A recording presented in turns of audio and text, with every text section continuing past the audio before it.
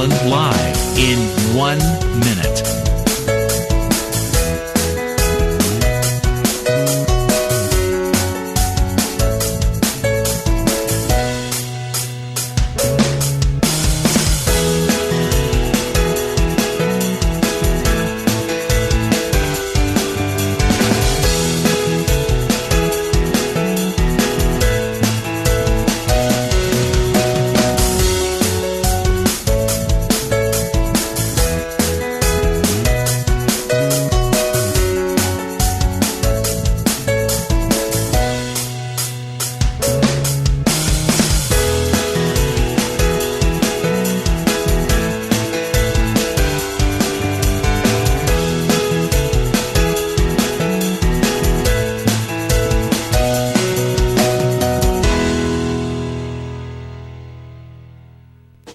Welcome to Lynn Cullen Live at pghcitypaper.com. Email your questions and comments to Lynn at pghcitypaper.com. Oh, yeah. Oh, my God. I am, okay. You caught me. A little discombobulated today. That's what happens when you watch 3 hours of Republican presidential candidates. Oh, God.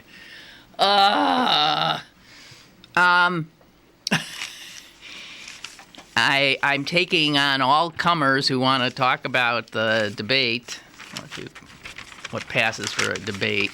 If you want, I have to tell you, I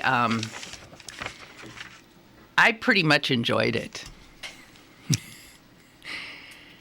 I did. It kept my attention more than a serious debate like the Democrats will be so boring you won't be able to stand it. This was entertaining. I mean, it was like that Fox debate. It was entertaining as hell, and it's all because of Donald Trump. And if Trump goes away, all my fun's gonna go with it. Go Donald! I want him in it. God. I mean, it was entertaining because Trump raised the bar on presidential debates in that they were never supposed to be entertaining, and now they are. Apparently CNN, that was the biggest audience CNN has ever attracted, right? Well, now, obviously, none of this is good.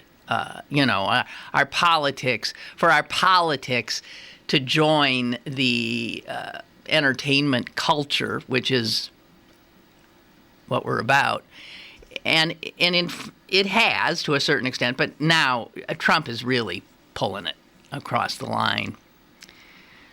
I don't know what to say. I'm not going to say much of substance. I think the things that stood out to me, if anybody is interested, is, Carly Fiorina is very impressive.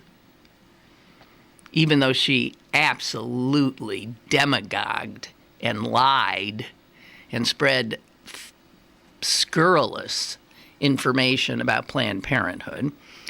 But she seems, of all the people on the stage, the most, presidential, the most serious. She's very articulate. She's totally unflappable. And I was not surprised that she would do very well next to Trump, especially. And she did. My sense of all of them, I mean, I don't know what to say. Ben Carson, nice guy. Very, very nice man. A little deluded, but nice guy. And he's too soft-spoken, too nice to make it. Ain't going to. Not when politics are becoming a blood sport. I thought Jeb Bush continued to look like a loser. He just has, I mean, if it is about perception, if it is about, entertainment, he is the most boring of all of the candidates. I mean, he is just like, even looking at him, there's a dullness. And I know I'm not talking about substance because Americans aren't interested. I'm just talking about performance. What was that? It was the shade on the lamp. The shade fell down? Oh, right off. I thought somebody was throwing something at me. It's quite possible. The ones who I thought did well last night were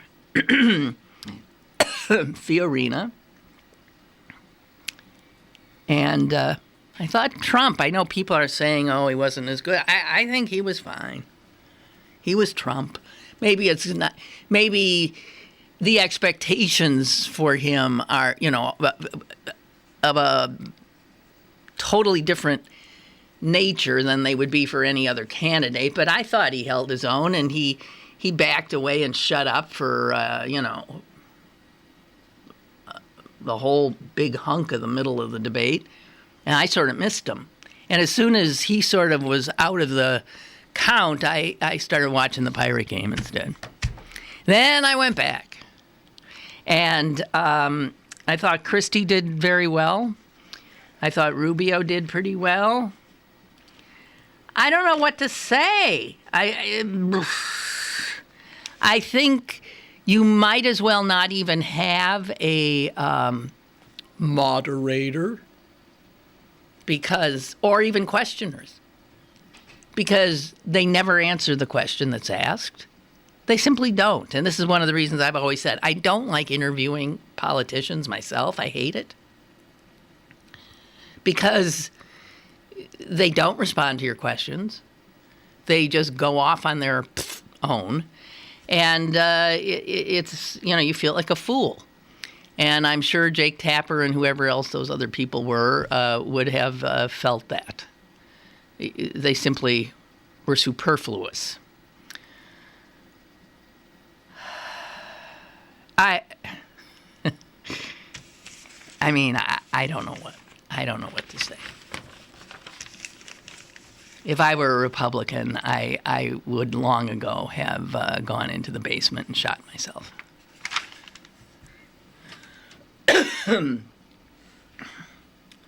So that's all I have to say. If any of you have anything. Oh, and I want to thank those of you who have responded to my plea that I sent from the Philippines. What are you doing? Taking Susan down? She's up when she's not supposed to be. She's down when she's not supposed to be. Well, all right. So, apparently, and jeez, a number of you have gotten an email from me that says the following. I thank Chris for forwarding it to me. This message may be coming to you as a surprise, but I need your help. A few days back, my family and I made an unannounced vacation trip to Philippines. We were mugged of bags, phones, cash, and credit card last night on our way back from shopping. Thank God we weren't seriously hurt or injured. We still have our lives. Right now, though, we need to settle our outstanding bills with the hotel and get a cab to the airport, and I'm going to need your help. Please let me know if you can be of any financial help to our predicament. Oy. Obviously, I was not in the Philippines. Obviously, if I were, I would not resort to this badly written plea for money from you.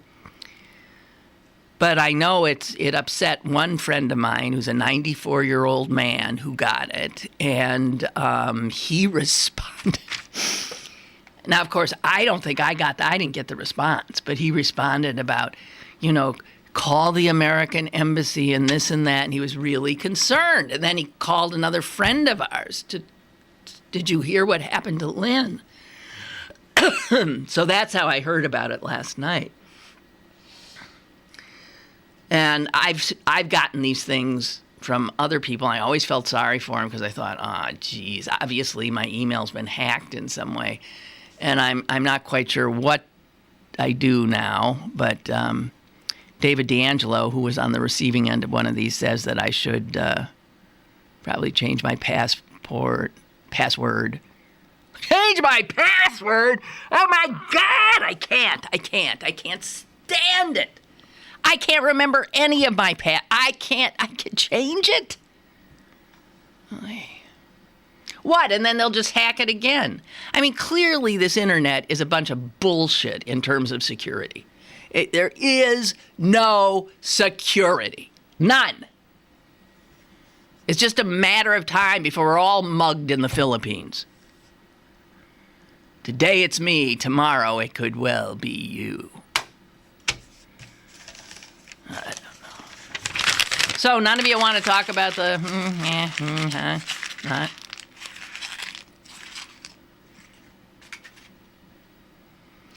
I haven't seen what the day after polls are showing, but I listened to CNN a little this morning, and they were clearly trying to say Trump lost, and it's like they want to get rid of him. And I think, are you out of your minds? You're biting the hand that feeds you. You think without Trump, you're going to see the numbers that you saw last night? You idiots! Maybe for a moment they're actually getting responsible, and realizing that they've helped create the monster, and now let's all get serious and we need to take him down. So there's been a lot of negative, all the pundits they brought on said, terrible, terrible, terrible. He was lost. Well, I watched it. That was not my impression at all. It was Trump. And he's funny. Unless, of course, he's trying to be the president of the United States. And then at some point, of course, that's not funny. But I mostly found it enjoyable. And he did not lose.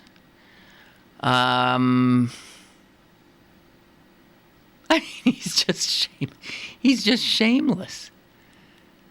He had some lie. He made fun. I can't even remember it all. What's his name? The curly-haired little libertarian. Oh, he went at Rand Paul. So I guess he had said something about, or Rand Paul had said something about him, and then he said something about Rand Paul, and he said to Rand Paul that he made some just offhanded remark about how at least I didn't know how Rand Paul's mere appearance gave Trump so much fodder. He just said, like, you are, I at least haven't mentioned all this. I have restrained myself from going, I don't know exactly, but that was sort of it. And it's like, you can't believe what this guy is saying. It's a riot. The $10 bill. I'm trying to remember what happened there. The $10 bill. Everybody wants their wives or mothers on it, right? Okay, we got a call. Jeez. Hello? Hey, Lynn, it's Mike from D.C. Hi, Mike. I couldn't watch all of the debates last night because every time I screamed at the dog, every time I screamed at the TV, the dog thought I was screaming at him. Yeah. So I had to turn it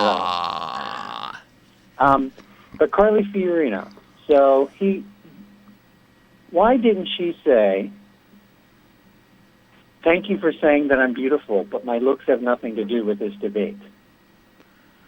I think she thought that standing there looking stony and was comment enough. I don't know. I think her not responding to, I think you're beautiful, was okay. Oh, you thought she needed to drive it home a little more? I thought she should have said, my looks have nothing to do with this debate. Yeah. Because if it was a beauty contest, none of those losers would win. True. But I thought, all in all, I thought she was impressive. Don't you think? I couldn't watch the whole thing. I couldn't. I can't. The stuff they say is so absurd. I just cannot stomach it. Yeah, it's pretty. It is. It's pretty amazing, isn't it? Which is why I think Trump being there in the middle is so. It's just so perfect, because there it is, the ridiculousness of what the Republican Party has come to. And if you remove Trump, you still have the ridiculousness, but it's not as apparent, perhaps, because he, of course, lacks all subtlety. And the others have mastered, to some degree, some of them, some subtlety. I don't know. And how about the question of what female should be on the $10 Okay, well, bill? that's what Celine was just saying. So what, I forget. So somebody said my wife. Who said that? The fat guy. The fat guy? No, the second fat guy, the religious guy. Huckabee. Huckabee said that, Yeah, Huckabee said that, my wife. And I thought, F you friggin' idiot, because what he was saying is, I don't know. Oh, and somebody else said, oh, wait a minute, now I'm remembering. Margaret Thatcher. Who said Margaret Thatcher? Bush said that. Bush! Jeb Bush says Margaret Thatcher should be on American money. And I think he mentioned, well, I don't know if this would be legal, but Margaret Thatcher. And all that says to me is he can't think of a woman, American woman, alive or dead, who he would elevate to that says a lot to me. And who's the other one who came up with another, like Mother Teresa or something? Is that somebody said that? Who said that? I mean, come on. Someone finally said Rosa Parks, right? Yeah, actually, the first curly-haired guy said Rosa Parks. The first curly-haired guy. Rand Paul. Rand Paul. He said yeah, Rosa what got me was when they said their wives and Trump said his daughter. Oh, yes! What I heard as a male feminist is, it doesn't matter. All women are interchangeable. Well, okay. Right? I just what if my wife is equivalent to Rosa Parks, or my daughter is equivalent to Susan B. Anthony, what else am I supposed to take from that comment except, well, a woman is a woman? Well, I think it's even more than that. I think we cannot think. We're not being serious about this question.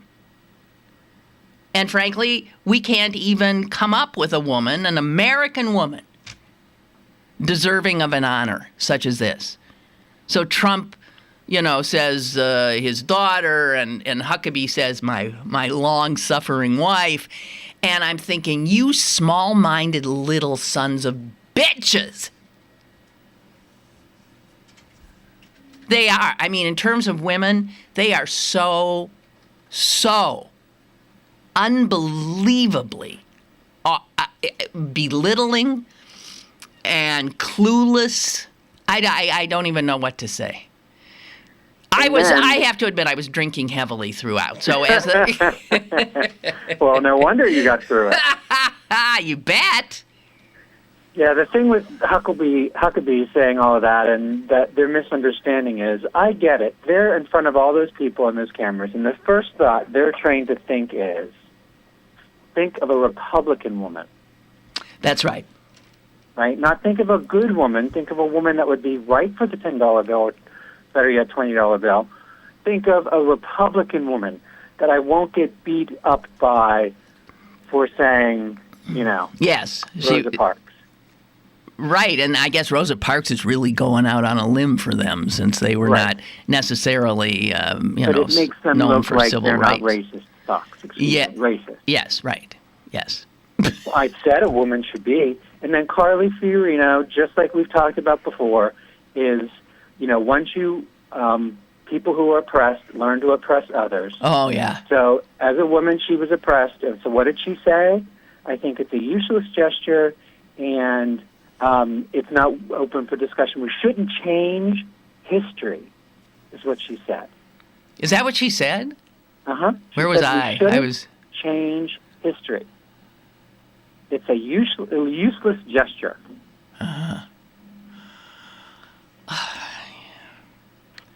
Well... Just like her being at that debate was a useless gesture.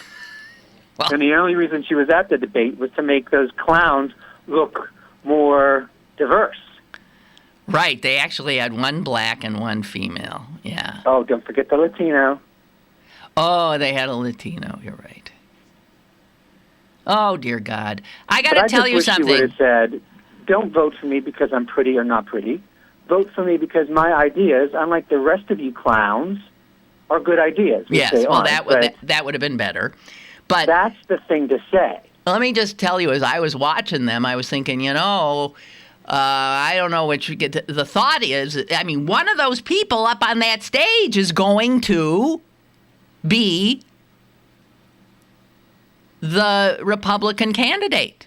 One of them is. And I was thinking that I can see Fiorina on, is it Fiorina or no? Fiorino, whatever the fuck it is.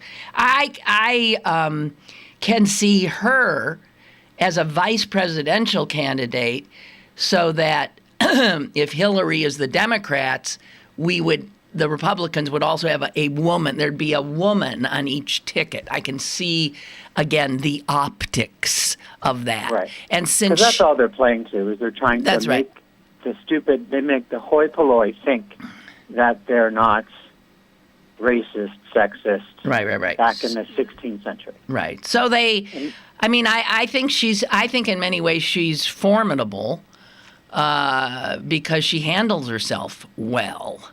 And, yeah, she looks like she had more balls than most of those guys.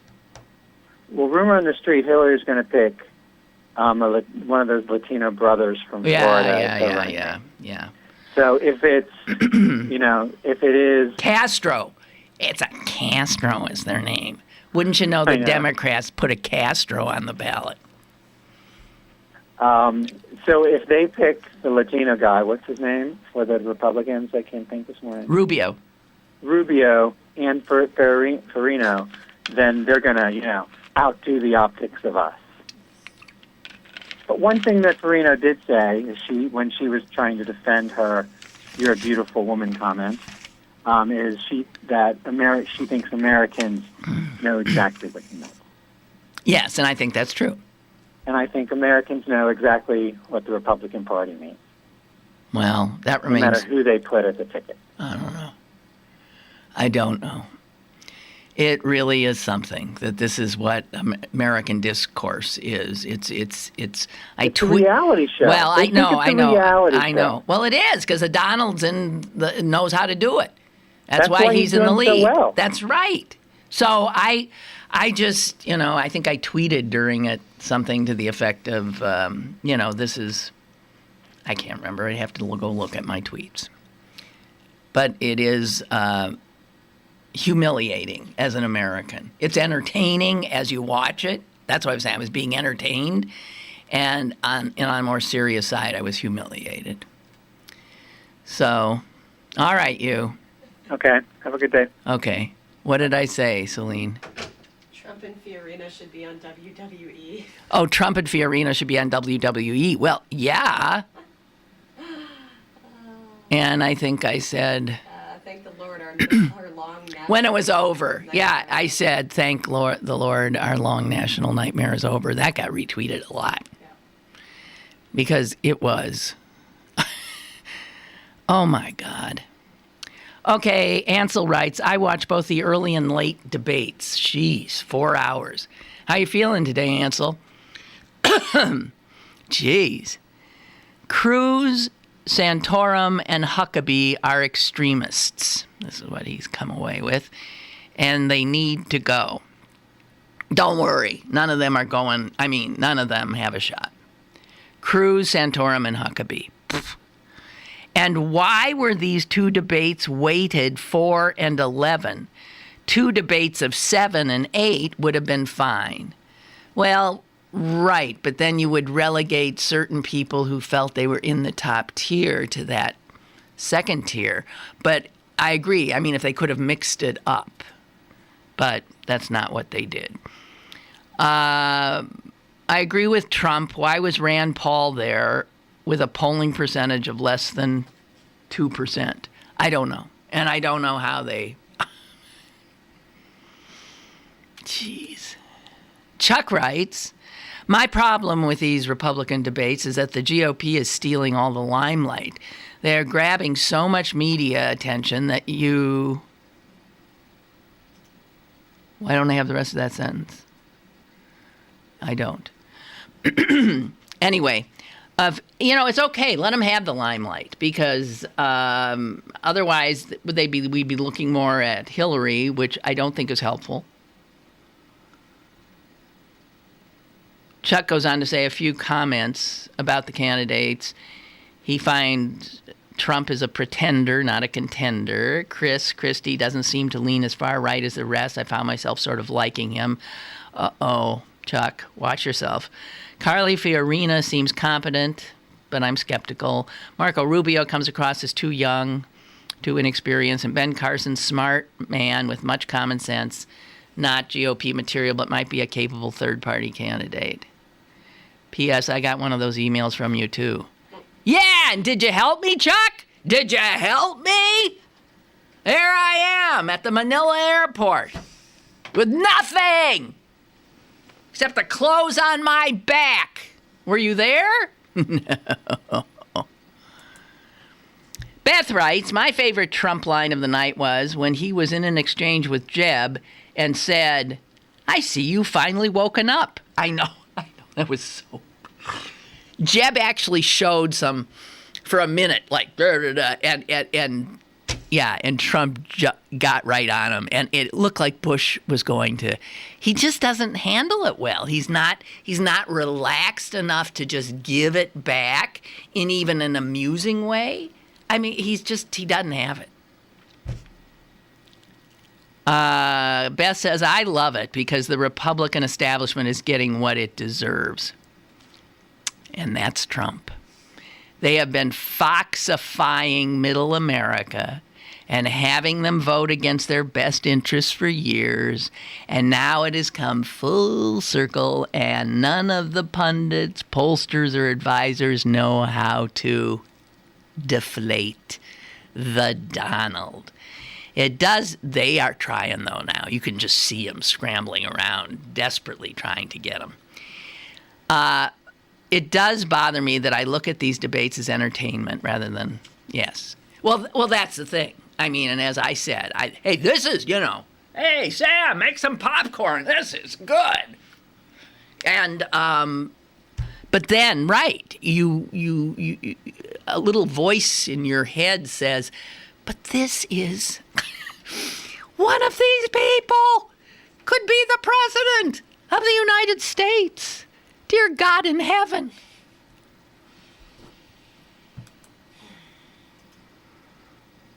Noreen writes, Lynn, probably the biggest reason it was so hard for the candidates to come up with a woman to put on the $10 bill is because our history does not focus on women. We have the occasional mention of Betsy Ross, Martha Washington, Dolly Madison, all of whom were supporters of their men. Not until the women's movement was there any real mention of those women who really made a difference in history. Those candidates are a product of their education. Well, come on. I mean, even a kindergartner knows. Well, I don't know. I mean, Margaret Thatcher, the remark on Margaret Thatcher alone should laugh Jeb Bush right off the stage. It was unbelievable. And mostly what it was insulting to any American woman. Insulting. All right, well, hey, you might have missed this one. Oh, excuse me. Might have missed this one. It was a little blurb on the business page. The Kraft Heinz Company It'll never be Kraft Heinz to me. It'll always be Heinz. The Kraft Heinz company's Oscar Mayer brand. Listen to those three iconic brands. And it's all just one mishmash now. Kraft Heinz, and they own Oscar Mayer. They have launched a free dating app for bacon lovers.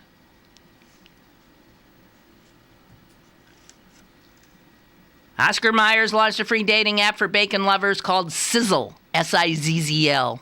Oh yeah, you jump right on that.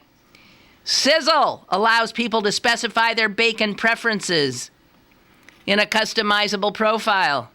Upload photos and start checking out profiles of other bacon lovers with the ability to message and meet up with other Sizzle users.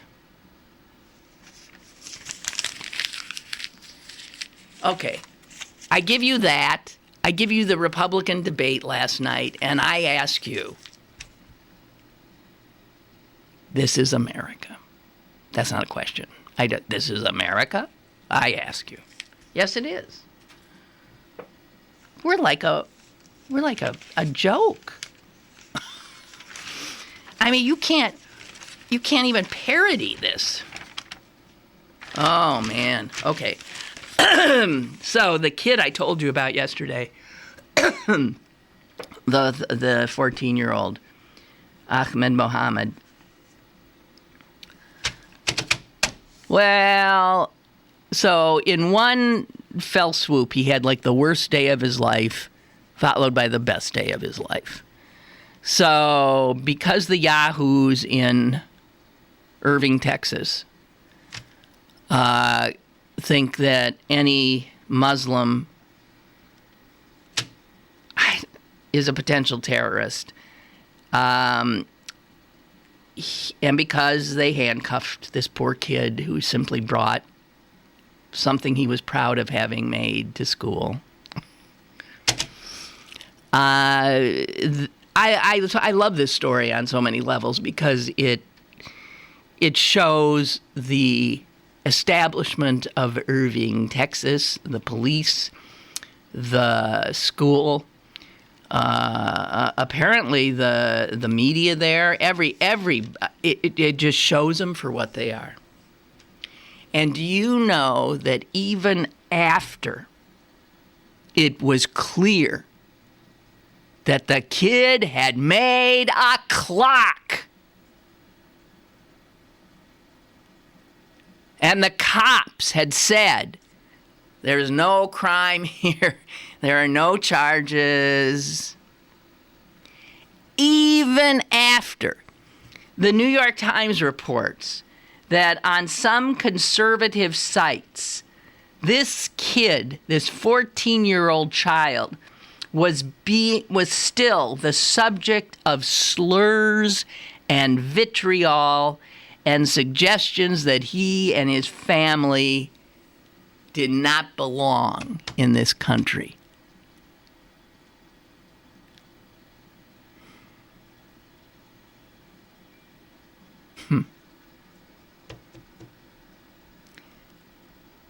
Do those people understand how ugly and ignorant they are? They think they're right? Dear God in heaven.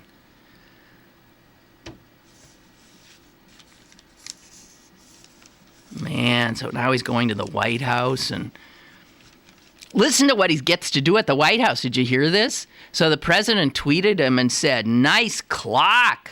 No, he said, "Cool clock, Ahmed. Want to bring it to the White House? We should inspire more kids like you to like science. It's what makes America great." Okay, so that's what the president said to the kid. And it turns out he is actually going October 10th at night. They call it astronomy night at the White House.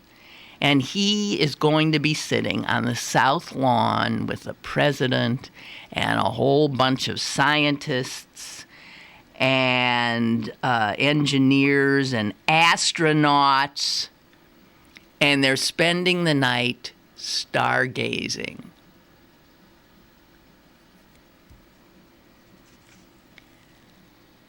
I'd get handcuffed and put in juvenile detention for half a day for that. I would.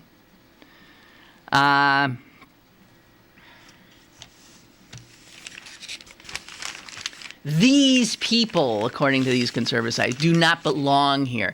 Never mind that his father, an extremely educated immigrant, legal, has owned his own home here where this child of his has grown up to be a smart little wonderful American kid.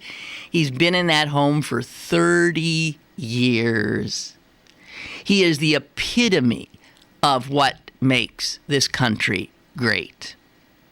And what these fools don't know is they are the epitome of what potentially will destroy us.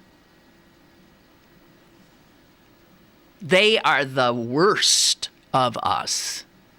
This child represents the best of us.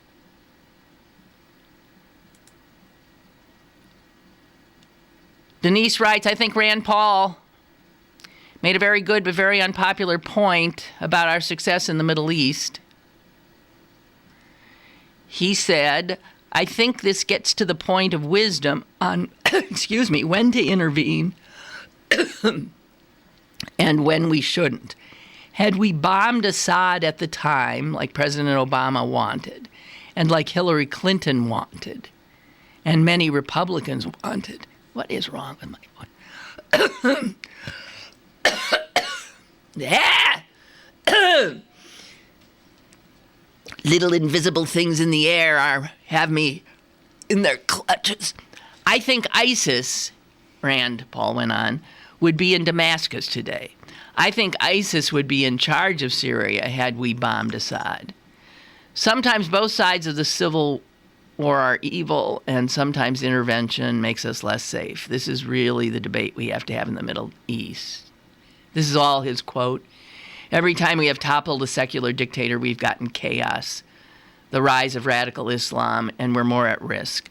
So I think we need to think before we act, and know most interventions, if not a lot of them, have actually backfired on us. Why would I agree with them, too?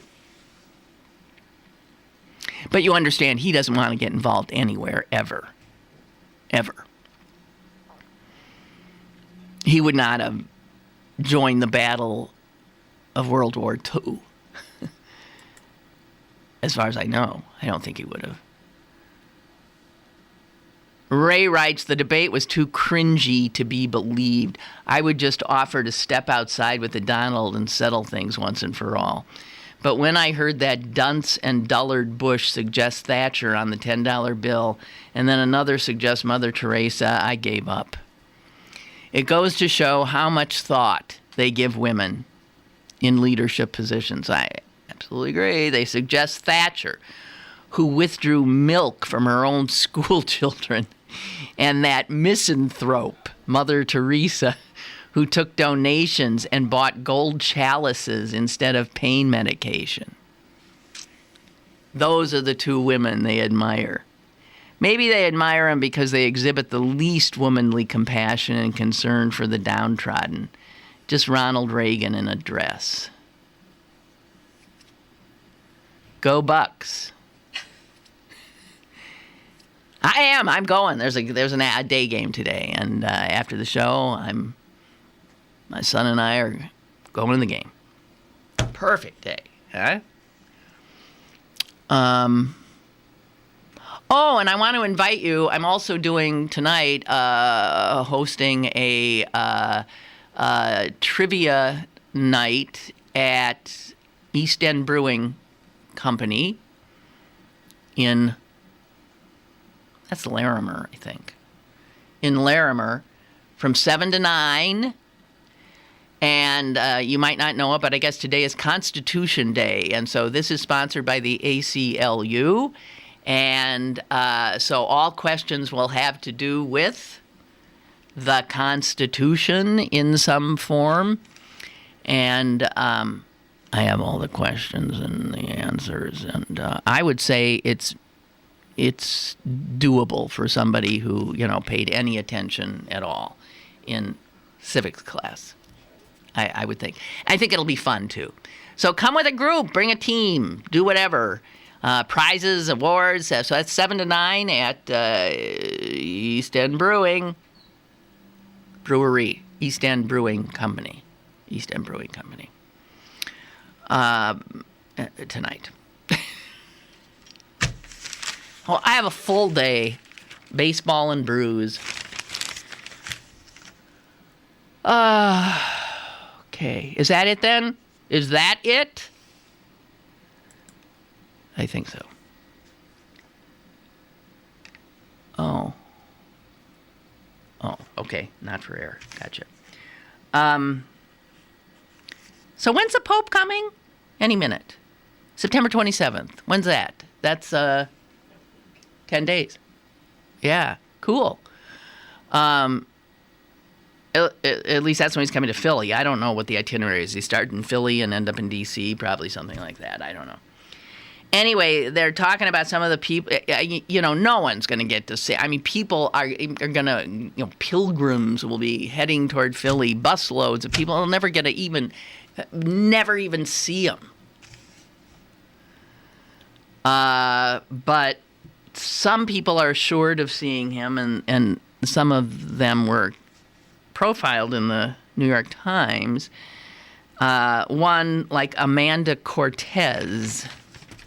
She's going to see the Pope. She's going to meet him. She worked for years as a phone sex operator. Yeah.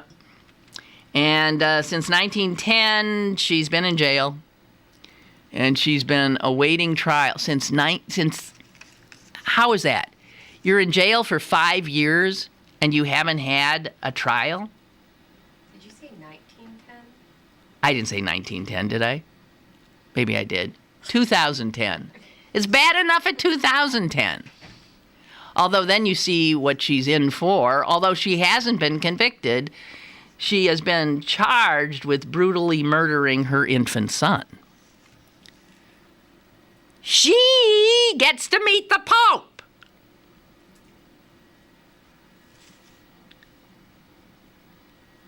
So will Irma Barragan, who at the age of 16 her parents paid a smuggler to take her across the American border. She made it. She's here. But she hasn't seen her parents since. And she cries when she even mentions their name and thinks about them. And she's going to meet the Pope because she's one of the women. And they're all immigrants, some legal, some not, who embroidered the various cloths and linens that will be used during the Mass. He does.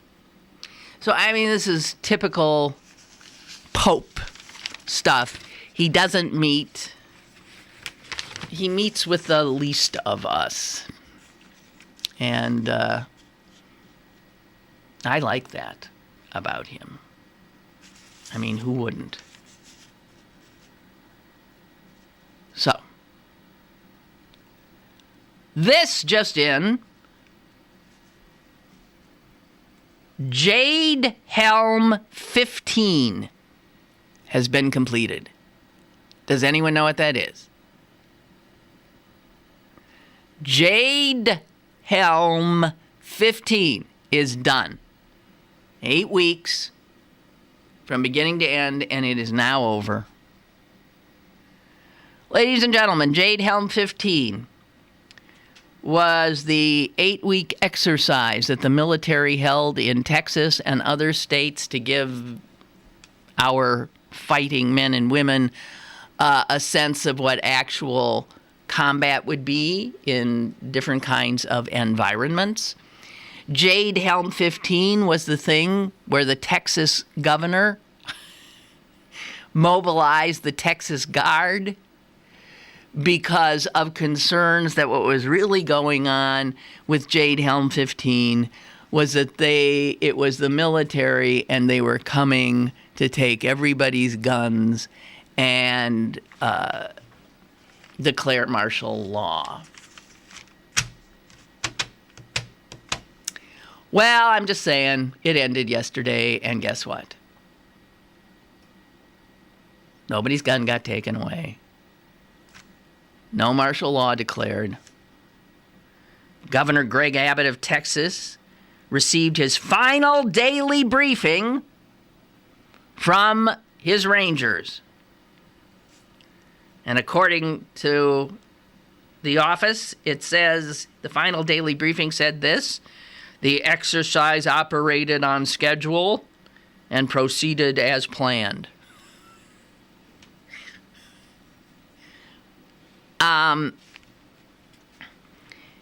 Just to remind you what a lot of Texans were absolutely certain of with Jade Helm, was in fact a thinly veiled military invasion of the sovereign state of Texas, and trains were going to be used to transport shackled political prisoners. Blue Bell ice cream trucks, ladies and gentlemen, were going to be employed as portable refrigerated morgues. This is the one where they felt Walmarts were going to be emptied and used as concentration camps.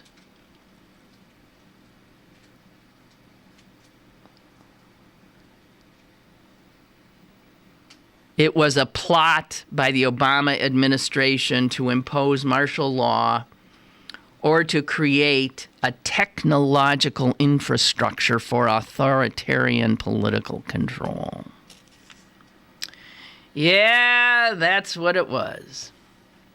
Now, do these people ever acknowledge that they were had? That they fell for? Do they ever? That Jade Helm was? Do they ever acknowledge that it was exactly what the military said it was? Well, we're doing some exercises here because I know you Texans love military and you want us to be prepared to defend you, you frigging fools.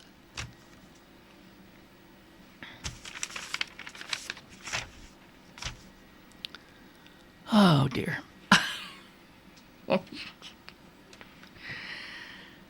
Okay, and then I saw this in the New York Times, and then I thought, oh my God, I hadn't seen the local papers because it's a story out of Pittsburgh. And then I looked at the Post-Gazette, and the Post-Gazette had even a smaller piece on it than the New York. Now, I got to tell you, it's very odd.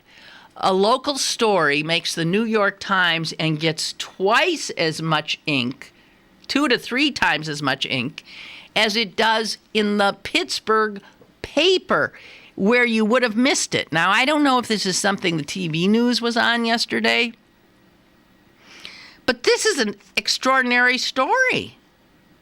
I mean, I think.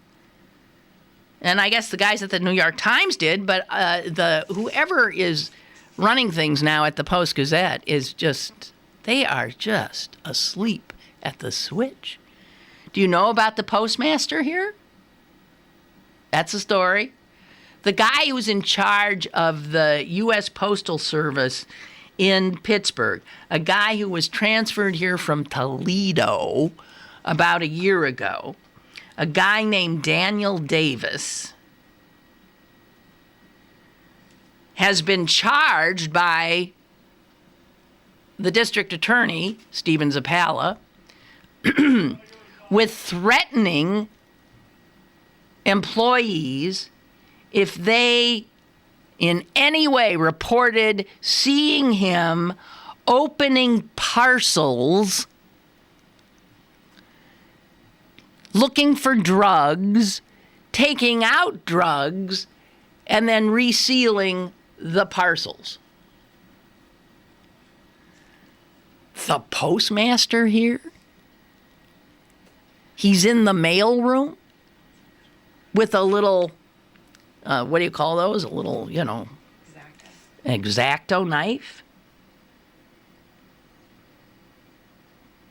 And they said any other stuff relating to the drug issue here would be handled by federal prosecutors, but that Steven Zappala, the Allegheny County DA, is going after him for intimidation and retaliation taken against employees. Official oppression, it is called. State prosecutors say the drugs involved include cocaine and heroin. Employees have said that their boss, Mr. Davis, was opening packages, taking out drugs, and resealing them. He told his workers to be on the lookout for parcels from Arizona, California, Colorado, New Jersey, New York, Texas, and Washington State.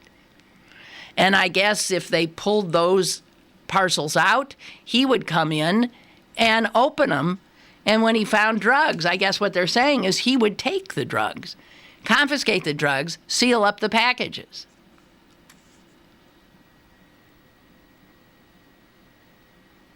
I'm getting all this from the New York Times. You will not get anything near with as much specificity in your local Pittsburgh paper, unbelievably.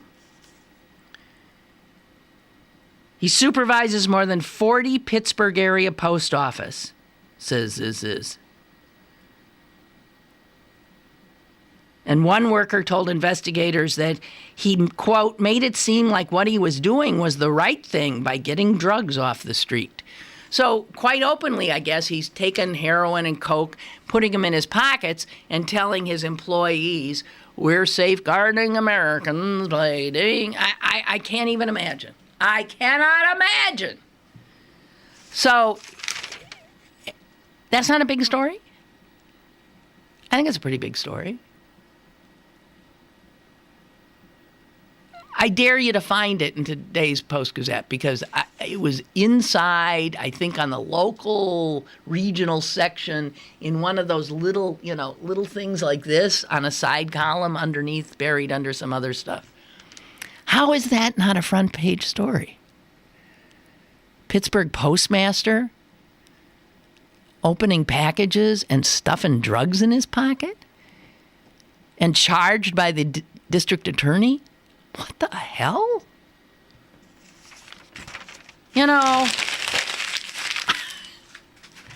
I don't get it. I don't understand anything anymore. I really don't. I don't. Oh, yeah. Look at that.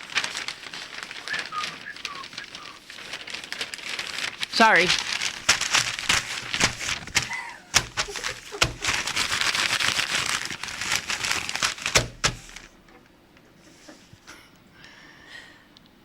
I remember now how annoyed I'd get. I think it was Rachel Maddow, and before her, Keith Olbermann, who always, and I guess it was part of the shtick, they did this thing at the end before they went to commercial, like this. And I would say, shut up! It annoyed me. But I see now they might do it. Excuse me. It's better than me making mouth noises, you have to admit. No, I won't. I could, but I won't. Oh, all I got left here is this execution in Oklahoma, and that just doesn't seem to be something I want to talk about with 5 minutes left in the show. But I will say this. What is with people like the governor of Oklahoma? Some bloodthirsty woman named Mary Fallon. You think putting women in executive offices means you'll have warm-hearted, motherly types? I give you Margaret Thatcher. I give you Carly Fiorina. I give you Mary Fallon, who is so aching to kill a guy who's on death row in her state that she has ignored the fact that new information has come out that could in fact suggest that he was wrongfully convicted. She said, the new material did not provide convincing evidence of his innocence. You're going to kill somebody. Wouldn't you think you could pause for a minute? She could not. She would not. It actually took a state court. This is very unusual. 3.5 hours before this guy was supposed to be killed by the state of Oklahoma, a state court actually did say, stop. We got some new information here, and frankly, we'd like to spend some time looking at it.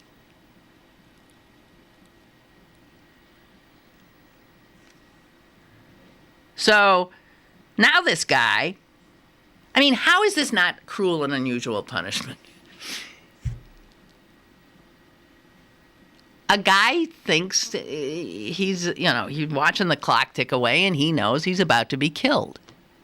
And then at the last minute, someone comes in waving a paper and saying, all right, well, you got another 10 days. We're not going to kill you for 10 more. And so then you can, what? You're supposed to breathe for a second? And then they'll come back at him again. That's not cruel and unusual, huh? Well, then what is? I don't pretend to know whether this guy is innocent or not. It is known he did not actively kill the person who was killed. Someone who did has already been convicted and didn't get the death penalty. And the guy who's already in jail for the crime fingered this guy as putting him up to it. He's the mastermind. They give the mastermind the death penalty, and they give the guy who bludgeoned this man to death life. And why? Well, because he cooperated with the police. And you know, when you cooperate with the police, sometimes they sort of tell you what they want. And we kill people based on this kind of thing. There are people who say this guy is innocent.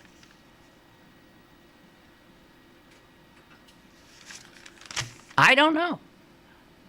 I just don't comprehend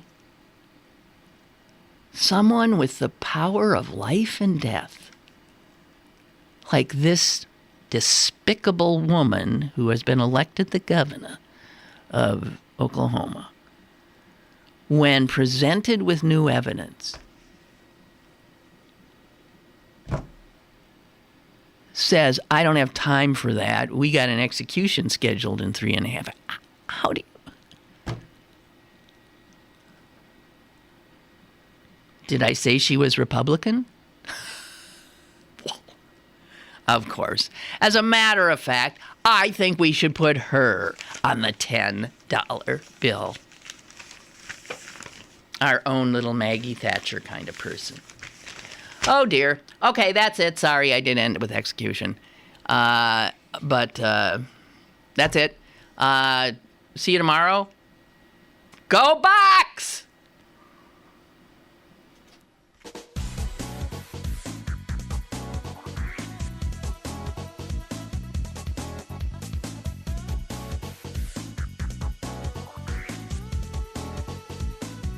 Lynn Cullen Live, Monday through Friday from 10 a.m. to 11 a.m. and archived at pghcitypaper.com. The opinions expressed on Lynn Cullen Live are those of the host and do not necessarily reflect the viewpoints of Pittsburgh City Paper, Steel City Media, and its advertisers.